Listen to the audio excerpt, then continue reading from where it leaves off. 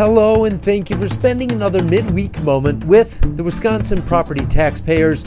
I'm Paul Rozeski. Today is Wednesday, 22nd of January, 2025. Happy Wednesday to you. And whoa, the past couple of days were cold. So, very appropriate that today is actually come in from the cold day, since we just came off those couple days of negative temperatures. But the actual inspiration is from how in the winter we're not out and about as much, we're isolated and a little bit more hunkered down. So it's a reminder to stay connected above and beyond social media with others. Between that and Friday being National Compliment Day, it's a good reminder to think about who would be lifted up if they heard from you. Got to also give a shout out to all the resilient members that had to keep showing up in spite of all the temperatures. Animals still needed to be fed, deliveries were still happening, so the first compliment goes to them. Thank you. And however you decide to treat yourself to celebrate your resilience and give yourself a little lift, please celebrate responsibly. With that, let's jump into some news together. And let's start with a bill that was just introduced to restore Wisconsin's testing and report card education standards to the previous standards they were a year ago. The categories of proficiency and testing levels were changed, making the results impossible to compare with other states or to our previous years. The only one defending the change is Jill Underly, who gave the final blessing for the change, even though in some open records request emails she seemed somewhere between uncertain and confused about what the new standards really stood for.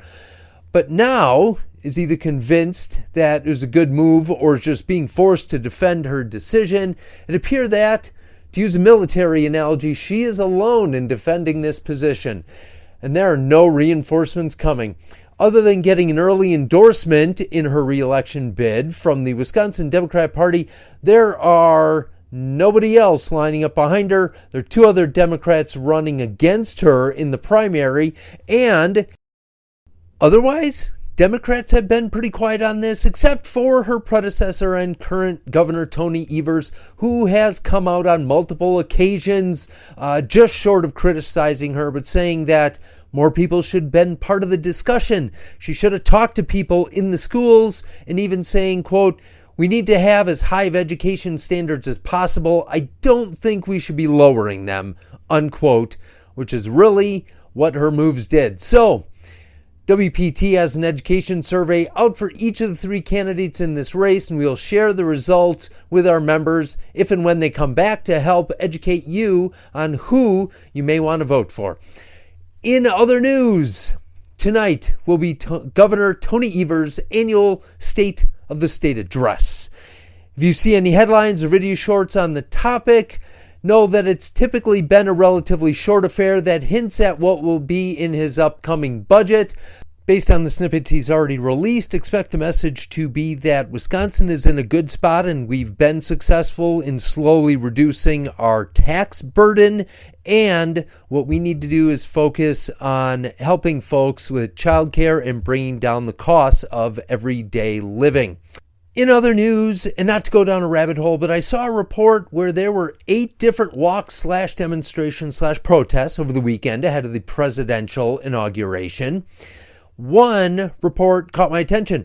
On Saturday in Madison was an event at the Capitol called the Madison People's March, which drew a respectable 500 people from as far away as Racine.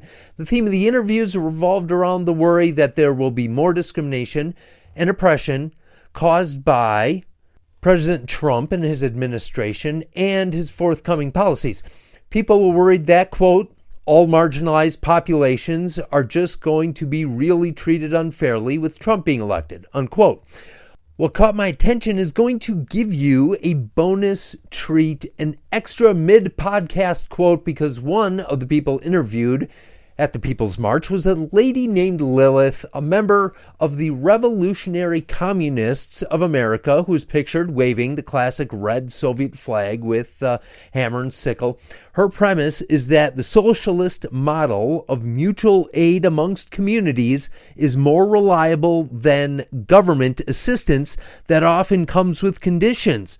And yes, I can get behind that. Government assistance often does come with conditions, notably taxes. Socialism is an economic system of distributing resources of, by, and amongst the people.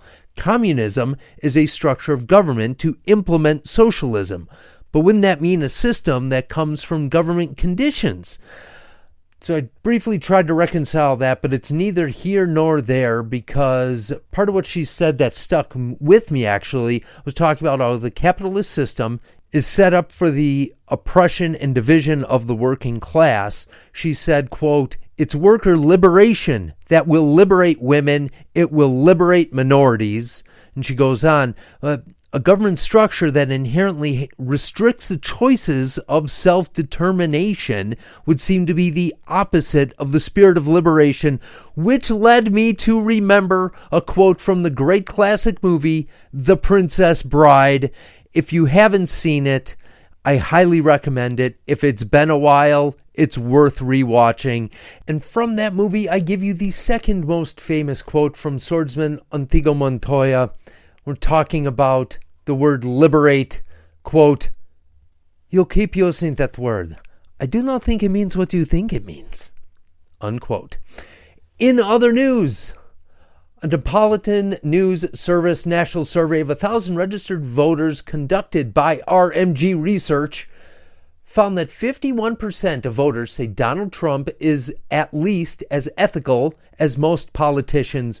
45% said he is less ethical.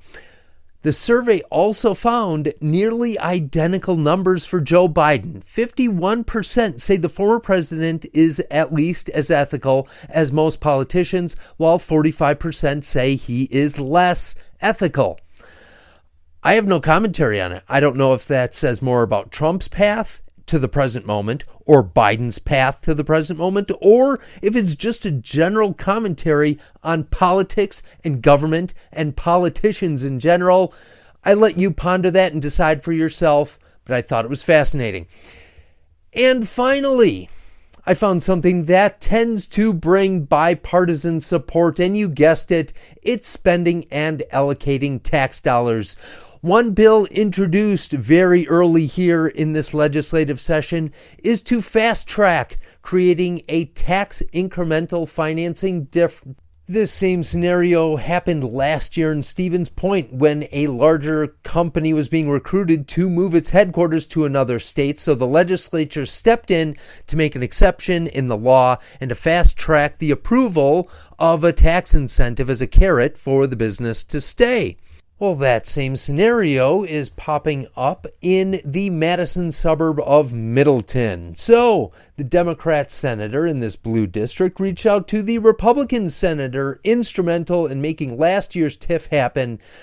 Now, I'm not judging because keeping jobs in Wisconsin is important, and to be fair, a majority of the time, the two parties don't see eye to eye on how to spend tax dollars, but when they do, baby, it is full steam ahead.